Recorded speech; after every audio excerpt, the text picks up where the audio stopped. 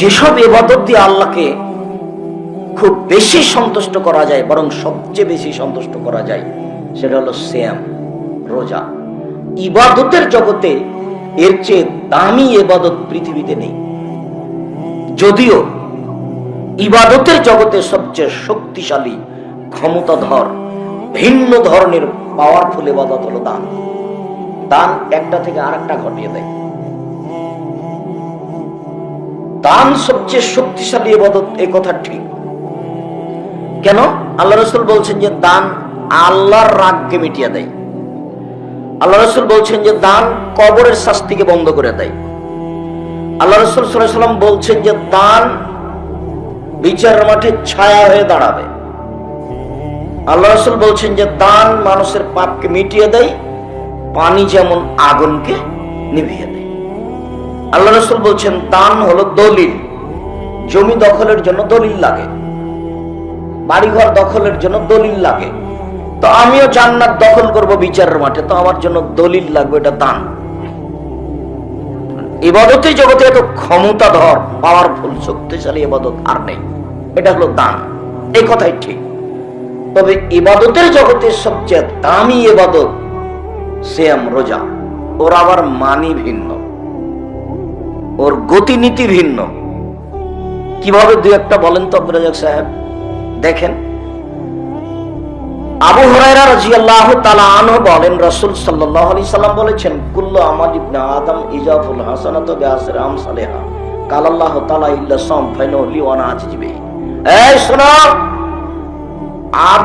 আদমের ছেলেমেয়ের সব নেকি ফেরেশতারা দেয় 1 থেকে 10, 10 থেকে 700।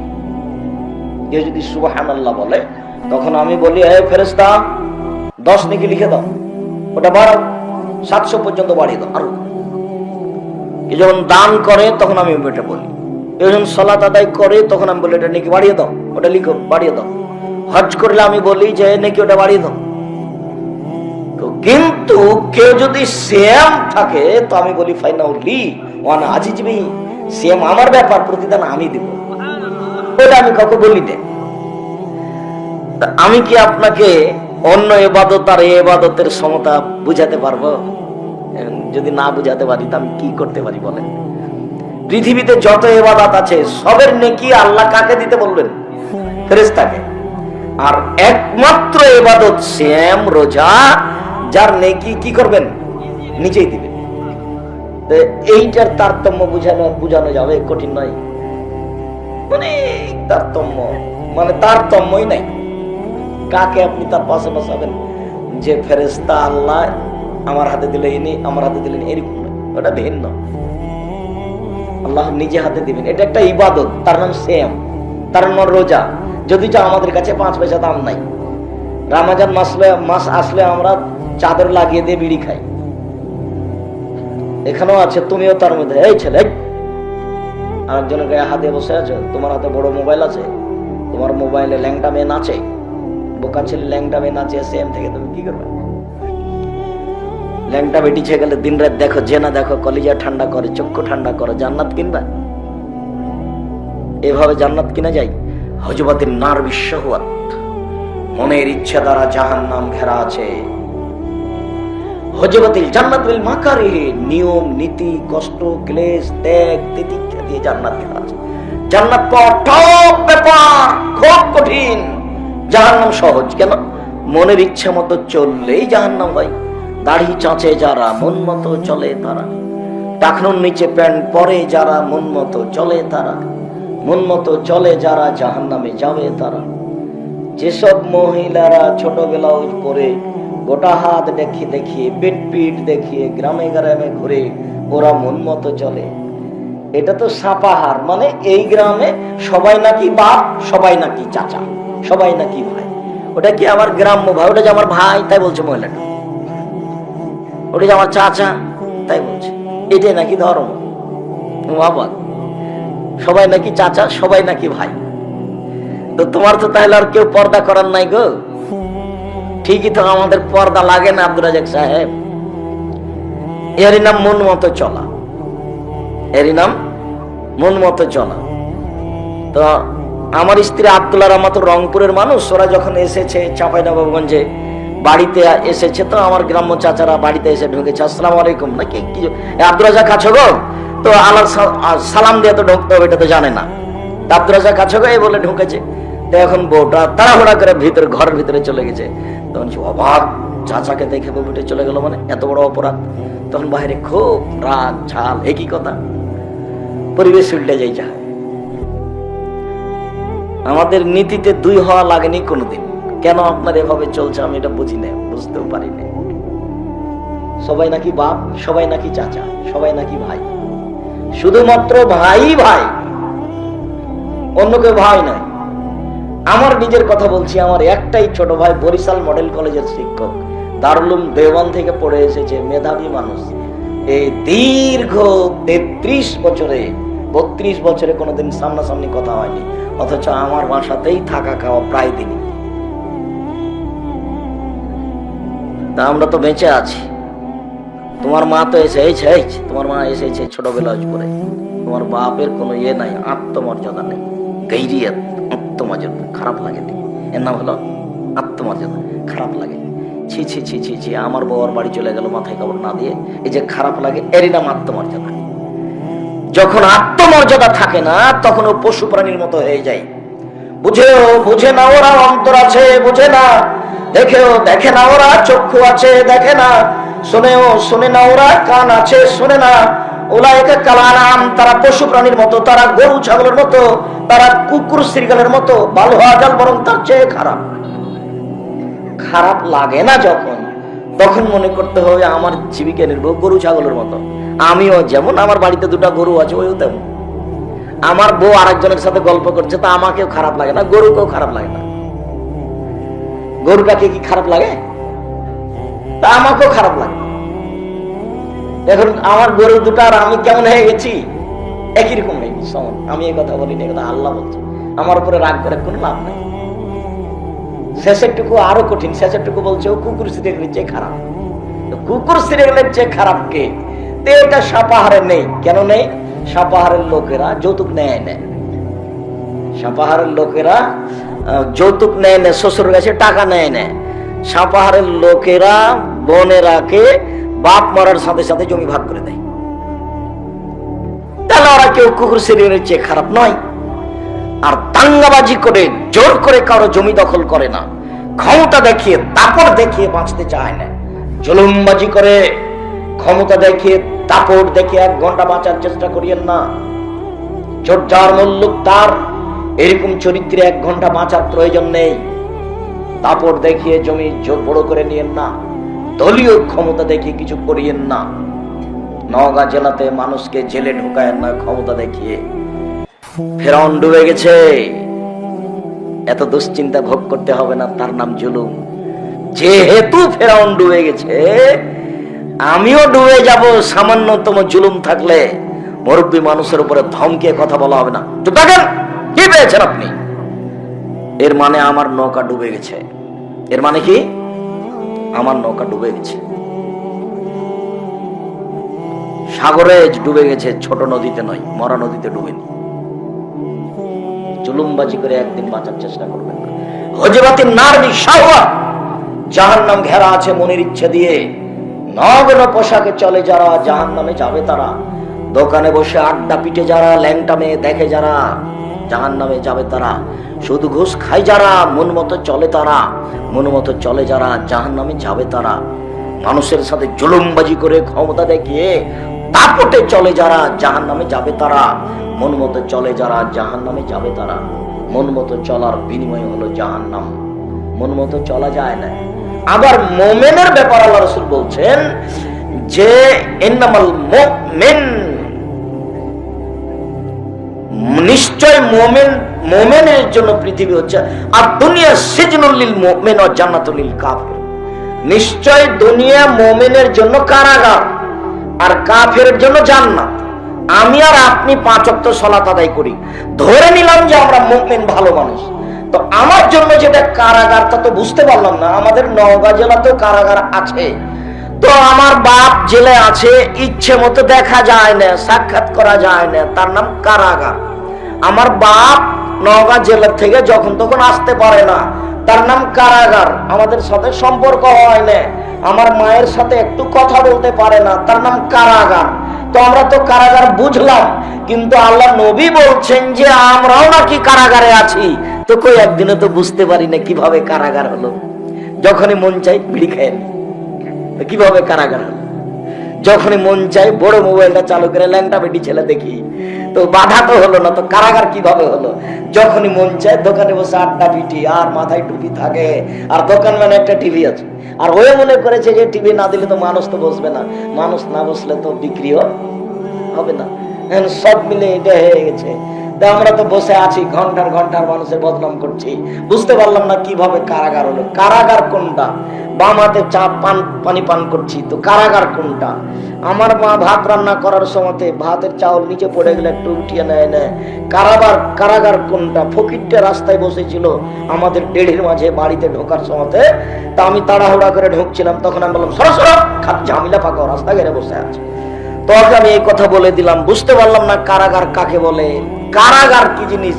আমি তো দুনিয়ার কারাগার ঠিকই বুঝলাম, কিন্তু আল্লাহর নবী আমাকে বলছেন যে তুমিও কারাগারে আছো, এটা বুঝলাম না। যে কারাগার মানে হলো নিজ ইচ্ছায় গ্লাস পানি পান করতে পারেন না। কেন?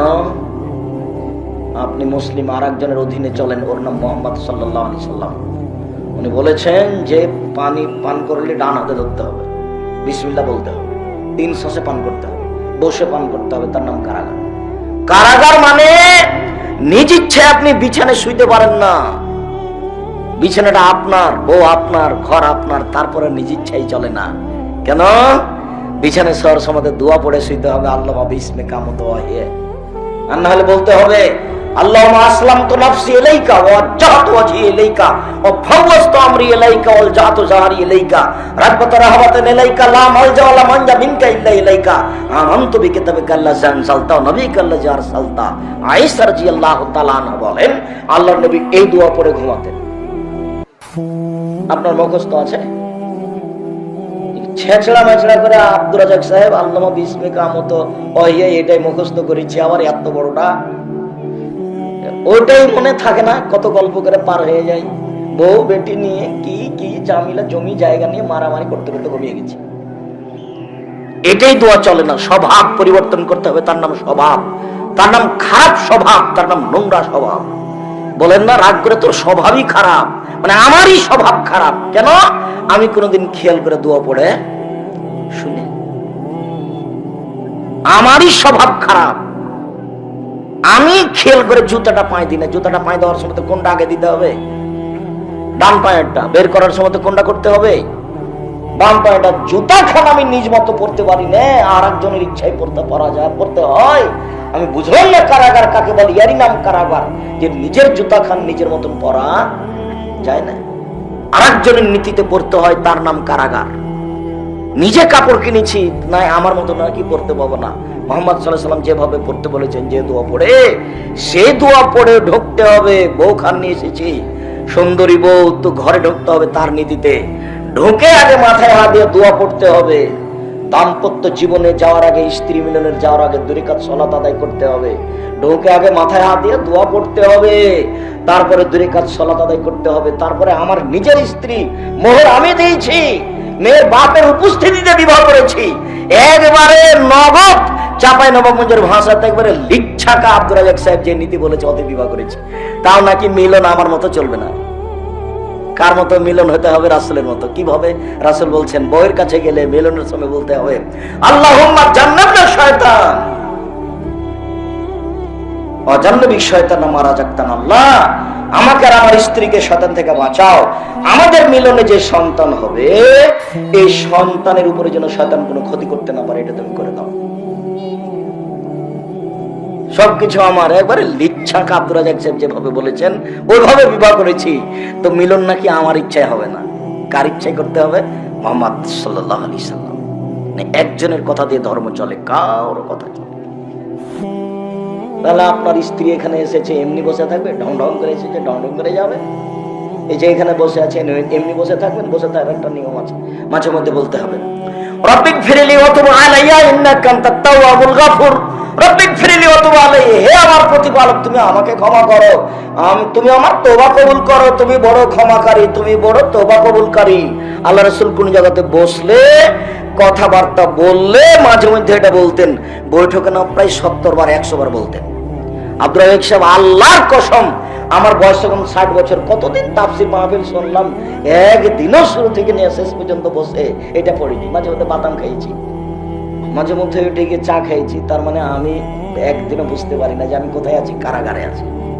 এখানে যে বসে আছি এটা আমার স্বাধীনতায় বসতে পাবো না, বসে আছি তো মাঝে মধ্যে বলতে হবে রব্বিগফিরলি ওয়া তুব আলাইয়া ইন্নাকা আনতাত তাওয়াবুল গাফুর। মনে নাই? মনে নাই কেন? জমি জায়গার কথা তো ঠিকই মনে আছে, দোয়া মনে নাই কেন? আপনার জন্য তো দোয়ার বইটা লিখেছিলাম, কত হাত তুলে দোয়া করবেন, কত কোন জায়গাতে দোয়া করবেন, কোনটা চলবে না কোনটা চলবে সব আমি লিখলাম। আর আপনি মনে করলেন যে 100 টাকা দিয়ে বই কিনবো না, আব্দুর রাজ্জাক সাহেবকে ঠকিয়ে দিয়েছি। না কিনা আমি ওকে কি করেছি? ঠকিয়ে দিয়েছি। আমি এখন কি করব? আমি তো বললাম একফিরুল্লাহু লানা ওয়া লাকুম, এই দোয়া পড়া যাবে না, দুনিয়াতে নেই, এমনি চলছে। আমি কি করতে পারি? নাহমাদুল্লাহ ওয়া নাস্তাগফিরুহু, এই দোয়া চলবে না, হাদিস জয়ীফ। আব্দুর রাজ্জাক সাহেব মুসাফার দোয়া কি তাহলে? আসসালামু আলাইকুম, এটাই দোয়া। হাত দুটি পৃথক করার সাথে সাথে পাপ ক্ষমা হয়ে গেছে। এই কথা মুহাম্মদ সাল্লাল্লাহু আলাইহি ওয়াসাল্লাম বলেন, আমি বলিনি। আপনি বলবেন ওয়ালাইকুম আসসালাম। আসসালামু আলাইকুম আহলাল কুবুরি ইয়াগফিরুল্লাহু লানা ওয়া আনতুম সালাফুনা ওয়া নাহনু বিল আসরি, এই দোয়া চলবে না। কতদিন থেকে মুখস্থ করে আছেন আর বলছেন আসসালামু আলাইকুম আহলাদ দিয়ার মিনাল মুমিনিনা ওয়াল মুসলিমিনা ওয়া ইন্না ইনশাআল্লাহু বিকুম লাহিকুনা নাসআলুল্লাহ লানা ওয়া লাকুম আল আফিয়া।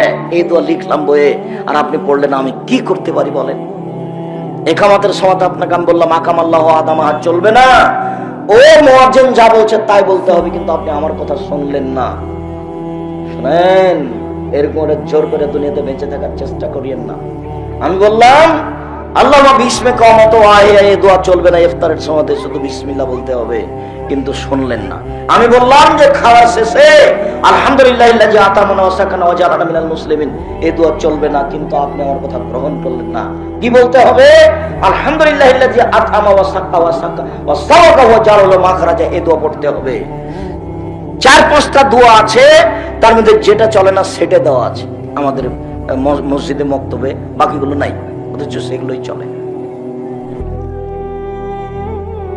কিছু করার আছে, লিখলাম, আমি বললাম, আমি মূল্যায়ন করার চেষ্টা করলেন না। ধর্মের নামে মিথ্যা কথা আছে। আমি আজকে 32 বছর 31 বছর থেকে বলছি ধর্মের নামে মিথ্যা কথা আছে, হুজুরের নামে ধোঁকাবাজ আছে। আমি বলিনি, নবী বলছেন যে মুহাম্মদ সাল্লাল্লাহু আলাইহি ওয়াসাল্লাম জিবরাইল আমাকে উপরে নিয়ে যাচ্ছেন, যেতে যেতে দেখি অনেক মানুষ ওদের ঠোঁট এবং জিহ্বাকে আগুনের কাঁচি দিয়ে কেটে দেওয়া হচ্ছে, জিহ্বা কেটে দেওয়া হচ্ছে আগুনের কাঁচি দিয়ে। আল্লাহ রাসূল বলছেন জিবরাইল, এই কি কথা? জিবরাইল মান হাওলা, এরা কারা? তখন জিবরাইল বলছেন হাওলা এ খুতবা মিন উম্মতিক, এরা হচ্ছে আপনার উম্মতের বক্তা, যারা বক্তৃতা করে বেড়ায়। জিহ্বা কেটে নেওয়া হচ্ছে, নেন এবার। এটা স্বাভাবিক হলো? মাওলানা সাহেবের জিহ্বা কেটে দেওয়া হচ্ছে, জাহান্নামে যায়নি আগে। তারপরে তো আল্লাহ নবী বলেছেন হুজুর দিয়ে জাহান্নাম উদ্বোধন হবে। কি দিয়ে জাহান্নাম উদ্বোধন হবে? হুজুর দিয়ে। এটা বুখারী মুসলিমের হাদিস। তো ওদের উপরে এত গজব কেন? আব্দুর রাজ্জাক সাহেব মিথ্যে কথা বলে আর নিজে পর্দার ওয়াজ করে, কিন্তু বউ পর্দা করে না। সব অন্যায় ঠিকই আছে, আর আমাদের সামনে এসে এমন কত বক্তব্য দিল। মহান আল্লাহ বলেন ইয়া আইয়ুহাল্লাযীনা আমানু কুতিবা আলাইকুমুস সিয়াম কামা কুতিবা আলাল্লাযীনা মিন ক্বাবলিকুম, পৃথিবীর মানুষ তোমাদের প্রতি সিয়াম ফরজ করা হয়েছে যেমন পূর্বের মানুষের প্রতি সিয়াম ফরজ করা হয়েছিল, যাতে করে তোমরা পরহেজগার হতে পারো। যেসব মাধ্যম দিয়ে মানুষ পরহেজগার হতে পারে, ভালো হতে পারে, তার একটা বড় মাধ্যম সিয়াম। ইবাদতের জগতে সবচেয়ে দামি ইবাদত হলো সিয়াম। রাসূল সাল্লাল্লাহু আলাইহি সাল্লাম বলেন ফিল জান্নাতি লা সামানে আবওয়াব, জান্নাতে 8টি দরজা রয়েছে। জান্নাতে একটি দরজা 8টি, জাহান্নামে একটি দরজা 7টি। জান্নাতে একটি দরজা 8টি, জাহান্নামে একটি দরজা 7টি। একটা দরজার নাম রায়ান, লায়াত খুলিল্লাহ সাইমুন, এই দরজা দিয়ে সিয়াম পালনকারী ছাড়া কেউ ঢুকতে পাবে না। এই দরজা দিয়ে সিয়াম পালনকারী ছাড়া কেউ ঢুকতে পাবে না। এটা দাখাল আখিরা ভোগ লেখা। সিয়াম পালনকারী শেষ ব্যক্তি ঢুকে গেলে এই দরজা বন্ধ করা হবে। শুনুন, কথা ভালো করে বুঝাতে পারিনি। বিচারের মাঠে 8টা দরজা থেকে ফেরেশতারা ডাকবেন, আসেন আসেন, এই দরজাতে আসেন যারা সিয়াম পালন করেছেন, আসেন আসেন যারা হজ করেছেন এই দরজাতে আসেন, আসেন আসেন যারা দান করেছেন এই দরজাতে আসেন। খালি চিৎকার করে ডাকবেন সব ফেরেশতারা। তা আবু বকর সিদ্দিক বলছেন, আল্লাহর নবী, সব দরজা দিয়ে ডাকা হবে এমন কেউ আছে?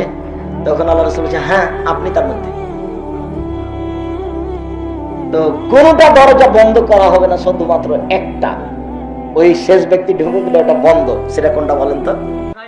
রায়হান। সিয়াম পালন করার জন্য একটা দরজা আছে, এই দরজাতে সবাই ঢুকতে হবে না। হজ করে এটা দিয়ে ঢোকা যাবে না, তবে সিয়াম পালন করে হজরটা দিয়ে ঢোকা যাবে। 5 ওয়াক্ত সালাত আদায় করে এটা দিয়ে ঢোকা যাবে না, 5 ওয়াক্ত সালাত আদায় করে ওটা দিয়ে ঢুকতে হবে। সিয়াম পালনকারী ওটা দিয়ে ঢুকতে পারে। আব্দুর রাজ্জাক সাহেব বলেছেন, ইবাদতের জগতে সবচেয়ে পাওয়ারফুল ইবাদত হলো দান, এরপরে এটা দিয়ে ঢোকা যাবে না। এটা হলো পার্সোনাল, একেবারে ভিন্ন ধরনের। এটা দিয়ে ঢুকতে হলে শুধুমাত্র সিয়ামই করতে হবে, তাছাড়া এটা হবে না। আমি আপনাকে বুঝাতে পারি না যে ইবাদতের জগতে সবচেয়ে দামি ইবাদত সিয়াম কিভাবে হলো। 1 2 উমামা বাহিলী রাদিয়াল্লাহু তাআলা আনহু বলেন, আমি বললাম, আল্লাহর নবী, মুরবি বিআমালিন, এই ছেলে, তোমরা দেখো তো ওইখানে শব্দ হচ্ছে কেন? কোনো বাচ্চা কি ছোটাছুটি করছে, দৌড়াদৌড়ি করছে? তোমরা 8-10টা ছেলে অন্তত দাঁড়াও, এখানে দাঁড়াও একটা, ওখানে দাঁড়াও একটা, অন্তত 10 জন দাঁড়ালেই তো পরিবেশটা কন্ট্রোল করতে পারো। তো এই গ্রামে যারা, এটা কি গ্রাম নয় নাকি? নাকি এই গ্রামে বাড়ি নাই? বাড়ি তো অবশ্যই আছে। এই গ্রামে যদি কোনো যুবক ছেলে না থাকে, তো আপনারা মুরব্বী মানুষ, আপনারাই জান। এরা যদি নির্ধারণ না করে থাকে, আমি তো সূচনা থেকে বুঝতে পারছি যে আমাদের মতো মানুষকে দিয়ে প্রোগ্রাম করলে একটু বুদ্ধি থাকা লাগবে, বা কারোর কাছে একটু পরামর্শ নিতে হবে। হোমসিকেলি করলে তো হবে না। আমি একটা ছোট্ট প্রোগ্রাম করি, তাতে আমার 12 থেকে 15 লক্ষ টাকা খরচ হয়। এই যে আগামী বৃহস্পতিবার শুক্রবার হবে রূপগঞ্জ নারায়ণগঞ্জে, প্রায় আগে আর পরে নিয়ে তো 15-16 লক্ষ টাকা খরচ আছে। এখন আপনি জামিয়া সালাফে রূপগঞ্জ নারায়ণগঞ্জ তো দেখেনি, দেখার একটু সাদা হয় না আপনার? 50 বিঘা জমির উপরে এই প্রতিষ্ঠান, 50 বিঘা। মসজিদের জন্য যে জমি বরাদ্দ হয়েছে 200 শতক, 200 শতক, 6 বিঘারও বেশি খালি মসজিদের জন্য।